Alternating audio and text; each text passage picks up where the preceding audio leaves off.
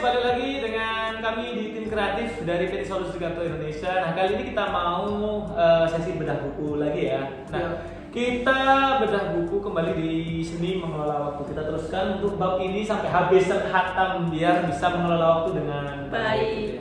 Oke, kenalin dulu, aku Aunar Orlando dan Saya Nisa. Saya Wira.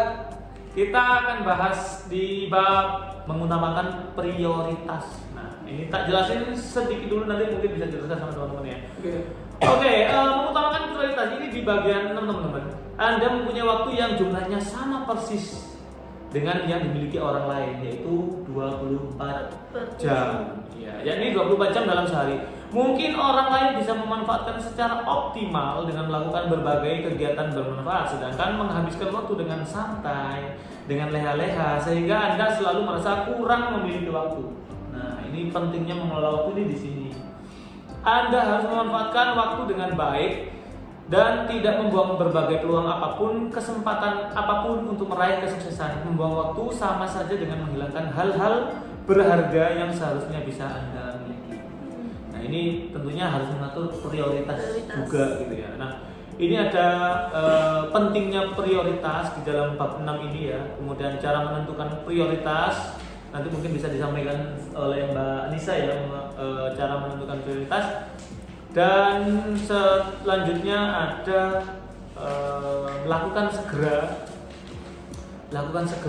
Ini mungkin bisa disampaikan nanti oleh Mas Wira. Nah, untuk pentingnya prioritas sendiri, yaitu pengelolaan waktu sangat dibutuhkan agar Anda dapat menjalankan setiap kegiatan secara efektif dan efisien. Salah satu caranya adalah dengan mengelola waktu berdasarkan prioritas. Nah, menyusun prioritas perlu Anda lakukan karena waktu yang tersedia terbatas dan tidak semua pekerjaan memiliki nilai kepentingan yang sama. Urutan prioritas dapat dibuat berdasarkan peringkat, yaitu dari prioritas terendah hingga prioritas yang paling tinggi. Pertimbangkan hal yang dirasa penting, mendesak, maupun vital yang harus dikerjakan terlebih dahulu. Nah, ini mungkin bisa dikategorikan dulu. Ada yang namanya urgent important, ada yang namanya not urgent but important, ada yang namanya important but not urgent, ada juga yang namanya not urgent not important. Nah, ini mungkin bisa disampaikan juga nanti dengan Mbak Nisa. Mungkin itu saja pengantar dari bab 6 ini, mungkin bisa dilanjutkan oleh Mbak Nisa cara menentukan prioritas. Oke, ini aku mau memaparkan cara menentukan prioritas. Skala prioritas dalam pekerja perlu dijadikan sebagai ukuran yang tersusun dalam sebuah daftar berdasarkan tingkat kebutuhan Anda dalam bekerja. Nah, jika Anda adalah seorang dokter, Anda akan cenderung memprioritaskan peralatan kedokteran dan melayani pasien dalam pekerjaan. Ini sebenarnya contohnya bukan hanya dokter aja ya. Ini bisa untuk pekerjaan yang lain juga. Pasti ada suatu hal yang perlu diprioritaskan terlebih dahulu daripada yang lainnya. Seperti yang dibilang sama Mas Anwar tadi, ada beberapa kategori urgent important. Nah, itu tuh dia tuh skalanya tuh yang paling tinggi ya Mas ya. Paling harus didahulukan. Ya, yang paling tinggi dan important. Contohnya apa kira-kira? Contohnya yaitu ketika ada sebuah, kalau ini case di ya, mungkin secara umum aja. Oh, secara umum. Contohnya mungkin BAB, ya kan, urgent dong. Iya. Terus important dong. BAB itu udah important, nggak bisa ditunda loh. Nah, contohnya seperti itu ya, seperti kita BAB lah, intinya ada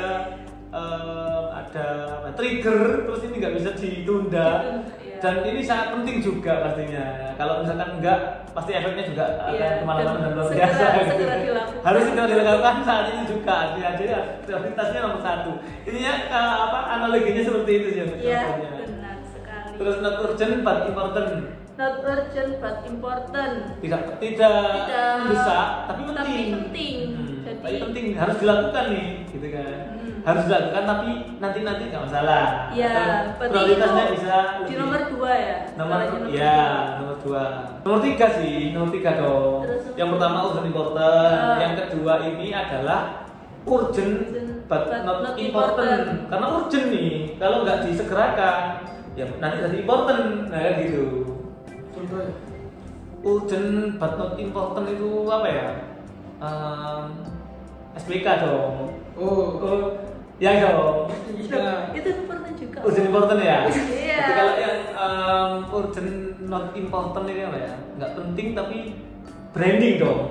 branding Iya. benar. Branding dong. Branding. Ya, Tapi not apakah important loh ini. harus selesai? Enggak, kalau branding itu maksudnya not urgent but important. iya kan Not urgent but important.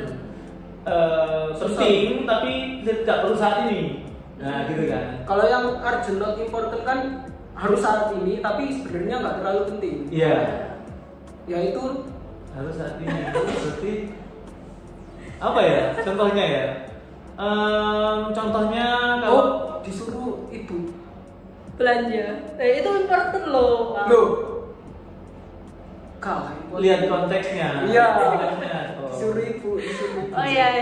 Urgent but not important. Apa ya? karena harus sekarang misal tua terasi kan gak jani iso engko kan gak jani iso engko kan gak jani cuman kudu saiki Karena lho. secara butuhnya sekarang. nah itu Itu.